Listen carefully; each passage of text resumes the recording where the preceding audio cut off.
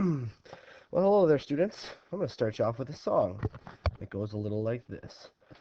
X's and Y's, its functions. 1 to 1, its functions. Domain and range. X's and Y's. So you might realize that's a knockoff of a popular song at the time, X's and O's, but hey, a couple important things in there we're going to talk about. The one-to-one part, that's a function, and domain and range. So our two goals for section 4.6 are, I can determine whether a relation is a function. So that's where we're going to remember this thing 1 to 1. All right? If the x's and y's are 1 to 1, it's going to be a function. But there's a couple other times when it could work as well, though. All right, and then I can find domain and range and use function notation. So we'll start you off with some vocab. We're going to go through these quick right now and come back to them as we learn about them. But hopefully remember, if not, you will have to say domain. Domain and range. Just like x's and y's. Domain is the set of all the x's, and the range is the set of all the y's when we're talking about functions. All right? And sometimes we talk about those or we show those in a mapping. So over to the right, this is a mapping. We got two pods here, with one filled with the domain or all the x's, one filled with the range or all the y's. And so a mapping is really a diagram that shows the relationship between the domain and range. So from this diagram, we can say that we have one ordered pair would be -1 that goes to 5. So -1, 5 is an ordered pair. We can also, that was that one right there. We can say that we have 0 and 3. 0, 3 is an ordered pair. We have 1, 5. We have 2, 11. And we have 321. You might notice that there's two different x values that have the y value of 5, and that's okay. And if it's the other way around, if it's two of the same domain values going with one range value, that's where we have a problem. But we'll talk about that. Two other terms that we're going to learn today. Vertical line test. It's a way for telling if a relation is a function. So if you can draw a vertical line that would cross two or more points of a graph, it's got to be a vertical line, then it's not a function. So that's another way to check. We'll talk about that. In function notation then, is when instead of y, we have f of x. That's what it means. It's said f of x. It's essentially saying it's a function with the independent variable of x. Okay, so we'll show you that how it looks in a sec. All right, so determining if something is a function or not, that is what we're going to do first. That was our first goal. So method 1 is just by the definition of a function. If every domain value or every x value has only one range value that it goes with, then it's a function. I should probably add that at the end here. Then it is a function. Because there are relations or patterns that are not functions. Sorry, that is a function. So let's look at this problem number 1 here. So we're going to use a mapping diagram. And I told you before, mapping diagram is this, where you have the domain and you have the range in little pods. Then you draw the arrows to connect to show what goes with what. So for A, let's look at letter A, we have 1, 2, 3, 4 ordered pairs. So you want to know the domain, it's just all the x values. So -2, 0, 4, and 5. So that's where we get all of these right here. And also all of these right here. Then the y's, or the range, would be 0.5, 2.5, 6.5, and we have 2.5 again. So we don't list it again. If it's a repeat, we don't list it again. We put those in our range. And then we draw our arrow. So we see that -2 goes with 0.5, 0 goes with 2.5, 4 goes with 6.5, and 5 also goes with 2.5. By the definition, if every domain value has only one range value, so -2 has only one range value, 0 has only one range value, 4 has only one range value, and 5 has only one range value. If one of these domain Uh, if we had a repeat of domains, or if one of these domains would have two different arrows going from it, then it wouldn't be a function. But by definition, this relation is a function. So let's look at B now. B has 1, 2, 3, 4 ordered pairs as well. So we're going to look at the domain and range again. We have 6, we have 4, we have 6 again, so we don't have to repeat it. We have 5. So those are going right in the domain section. Our range values, or our y values, we have 5, 3, 4, and 8. Those are all separate. So those are going to go in right there. Um, we draw our arrows. Negative 4, or 4 goes with 3. 5 goes with 8. 6 goes with 4, and there's also another one, 6 going with 5. Now we look at the definition again. Does every x value, or domain value, sorry, have only one range value? No.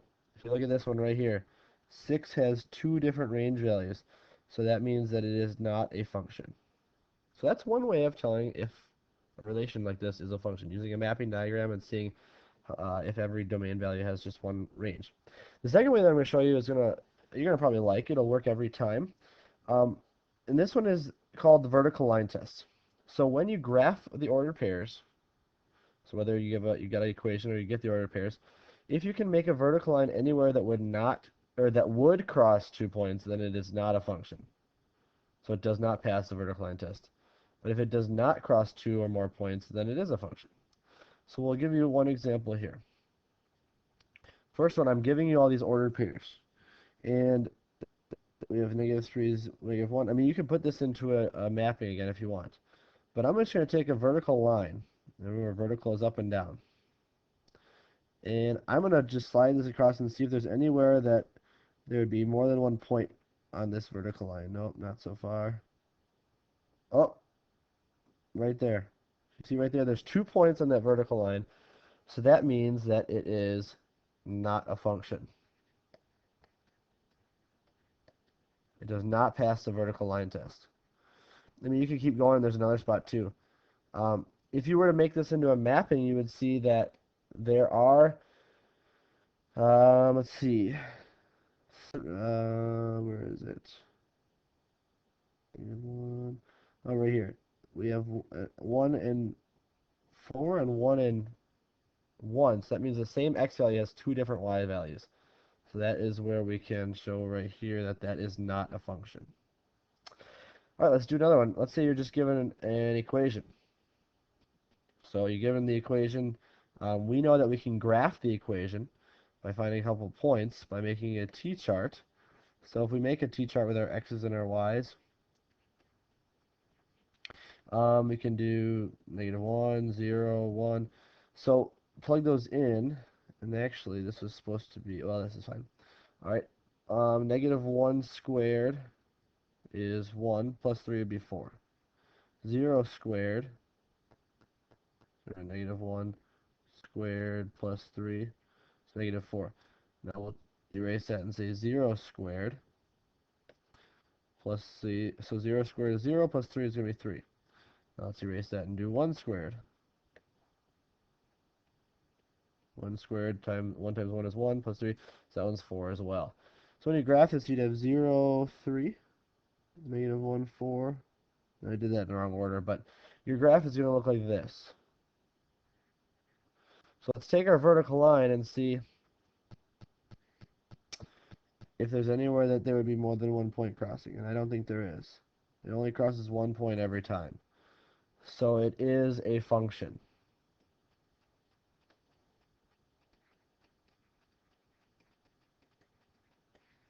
Whereas that one over there was not a function. So what I'd like you to do on your own is to try this. I want you to try number... We'll do letter B for right now. Function or not?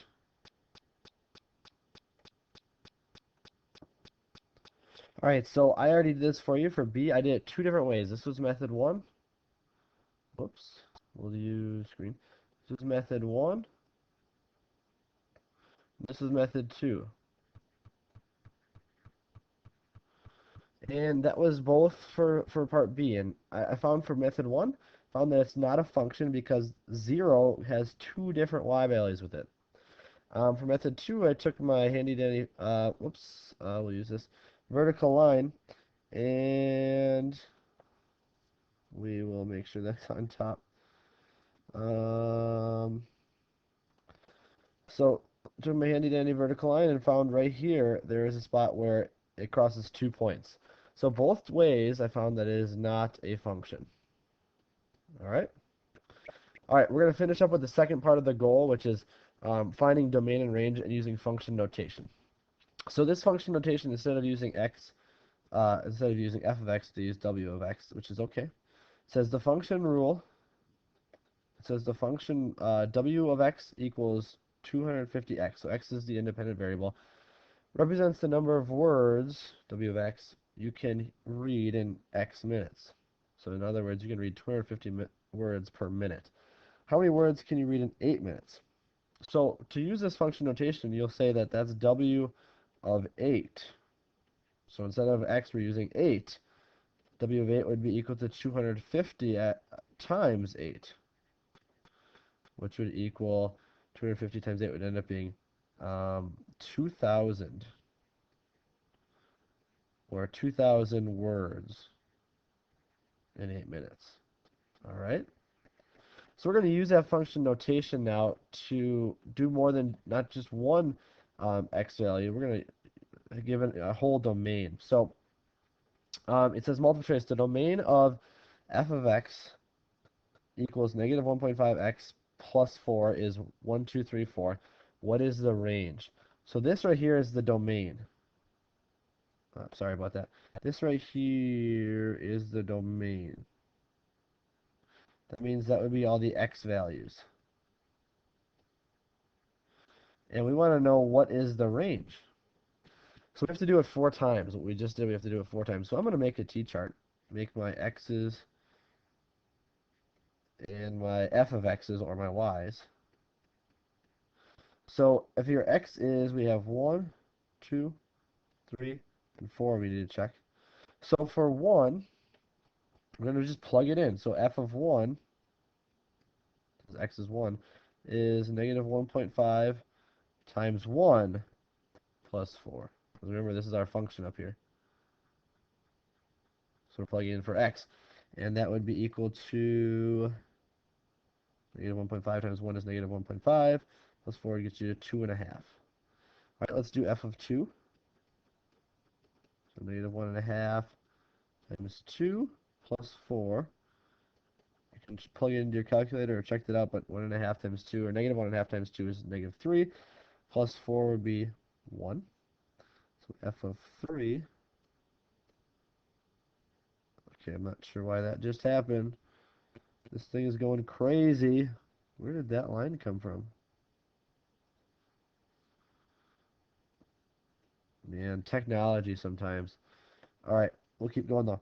F of 3 would be negative 1.5 times 3 plus 4. Let's do it again. Sorry. Negative 1.5 times 3 would be negative 4.5, plus 4 would be it'd be in the negatives, negative 0.5. And maybe you can see the pattern, but it's going down by 1.5 every time. So when you plug in for 4, negative 1.5 times 4, which would be negative 6, add 4 to that, you get an answer of negative 2. Alright, so our range then would be we have 2.5, 1, negative 1/2, and 2, negative 2. And let's see if that's in here. 2. Oh, I just have it in a different order, but that would be A right here. So that's your answer. All right, I'd like you to do that on your own and bring this to class next time. But it says the domain of g of x, we're using g of x now, is 4x minus 12. The domain is 1, 2, 3, 4, or 1, 3, 5, and 7. What is the range? So do a similar thing to what we did above. So hopefully you had got something out of this goal, these 2 goals, and we'll do more work with it next time. So we'll talk to you later.